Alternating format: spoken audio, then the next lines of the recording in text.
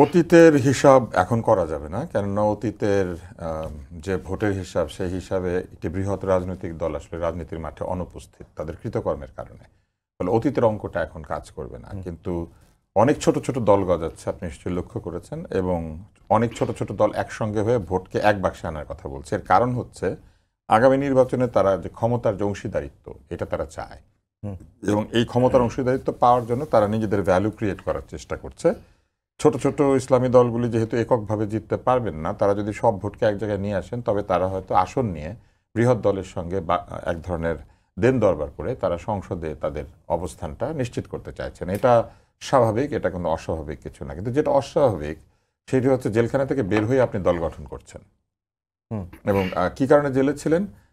গাছ লাগিয়েছিলেন যে গাছের কোনো চিহ্ন নাই, এবং আপনি বলেছিলেন পলোনিয়া গাছ লাগান। আপনি পলোনিয়া গাছ কোথাও খুঁজে পাওয়া যায় না। আমার চাচা এই পলোনিয়া গাছ লাগিয়ে আমাকে এসে বলেছিলেন যে তিনি আগামী 15 বছর পরে অবশ্যই কোটিপতি হবেন। তা আমি দেখলাম যে আমার চাচা এখন এই রাজনৈতিক দলের সদস্য হওয়ার একটা সুযোগ পাবেন।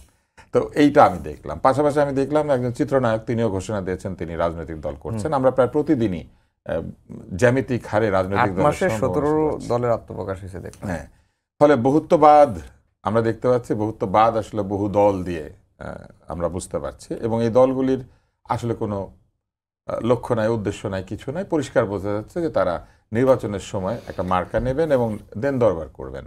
এবং আমাদের নির্বাচনে যেহেতু টাকার খেলা হয়, তারা হয়তো আগের মতো আশা করেছেন যে এইবারও টাকা পয়সার খেলা হবে এবং দামি ক্যান্ডিডেট হিসেবে অনেকে দাঁড়িয়ে যাবেন, পোলিং এজেন্ট বিক্রি করবেন। এগুলো উনি আমার ধারণা আমার চেয়ে ভালো জানেন। পোলিং এজেন্ট বিক্রি হয়, তারা দাঁড়িয়ে যান, তারপর নিজের পোলিং এজেন্টগুলি শক্তিশালী প্রার্থীকে দিয়ে দেন। তো এরকম আছে, এবং নানান কিছু আছে। ভোটের বুথ বানাইতে পারে, সেই ভোটের বুথগুলো তারা বানায়, কিন্তু বানিয়ে তারা ওগুলো আবার শক্তিশালী প্রার্থীকে দিয়ে দেয়। তো এরকম অনেক কিছু আছে। তো এইগুলা তারা করবেন। আসলে সামনে নির্বাচনকে ঘিরে একটা নতুন বাণিজ্য বিনিয়োগের ব্যবস্থা তারা তৈরি করেছেন।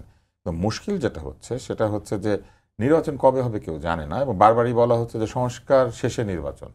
কিন্তু কি কি সংস্কার হবে এটাও কিন্তু আমাদেরকে এখনো পর্যন্ত বলা যায় না। কিন্তু একটা বিষয় পরিষ্কারভাবে নিশ্চিত করতে হবে যে সংস্কার যে করা হবে সেই সংস্কার যে স্থায়ী হবে, এইটার নিশ্চয়তা কে দেবে? এইটার নিশ্চয়তা কিন্তু দেবে হচ্ছে ভবিষ্যতের সরকারগুলি, এবং সেই ভবিষ্যতে যে সরকারই আসুক না কেন এই সংস্কারের কতটুকু তারা রাখবেন এবং রাখবেন না এটার কিন্তু কোনো নিশ্চয়তা নাই।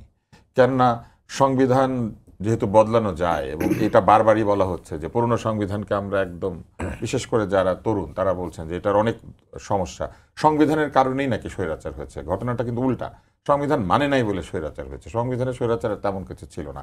আর প্রধানমন্ত্রীর হাতে ক্ষমতা যে কুক্ষিগত করা হয়েছিল বা কেন্দ্রীভূত করা হয়েছিল, এর কারণও কিন্তু ছিল একটা অদ্ভুত বিষয়।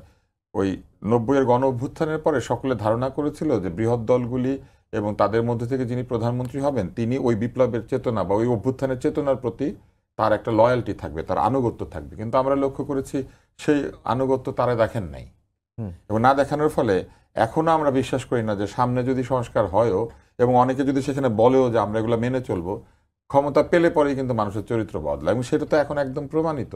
ক্ষমতা পেয়ে 8 মাস হয় নাই, 311 কোটির অভিযোগ এসেছে। 16 বছর থাকলে কত টাকা হবে এই লোকটা জানেন? 7,344 কোটি 80 লক্ষ টাকা। আমি এতক্ষণ বসে বসে এটা হিসাব করেছি, কারণ জীবনে কোনোদিন এত টাকা চোখে দেখি নাই, গুনতে পারবো ভাবি নাই। 311 কোটি টাকাও দেখি নাই। এগুলো সব খবরের কাগজে দেখি, 400 কোটি, 500 কোটি, 10,000 কোটি, 12,000 কোটি। জীবনে একসঙ্গে এই 5-10 কোটি টাকা গোনার যে একটা অভিজ্ঞতা বা নিজের অনুভূতি যে আমার এই টাকাটা আছে, এত লেখাপড়া করে বা এত কিছু করেও কিন্তু আমার ধারণা, উনি তো অনেকদিন ব্যবসা করেন, আমি আবার অত ধনীও না, মানে আমার ধারণা উনিও 311 কোটি চোখে দেয়। আপনি দেখেছেন? দেখেন নাই। কিন্তু আমরা দেখতে পাচ্ছি মাত্র 8 মাসের মাথায় 311 কোটি গাড়ির সামনে উপরে কাজ খুলে যায়, সেখান থেকে ঘাড় বের করে দাঁড়িয়ে যায় 100 মোটর সাইকেল। এমন নেতা বাংলাদেশে আছেন দাতা হাতেম তাই, যিনি তার গাড়িটা দিয়ে দেন, এবং দিয়ে দিলে পরে ছোট ছোট বাচ্চারা সেই গাড়িতে করে ঘোরে। এমন বড় ভাইয়েরা আছেন, 100 বড় ভাই, 1000 বড় ভাই আছেন খালেদ মহিউদ্দিনের মতো, যারা নাকি যখন তখন মাইক্রোবাস গাড়ি দিয়ে দিতে পারে, এটা কোনো ব্যাপার না, টাকা দিতে পারে।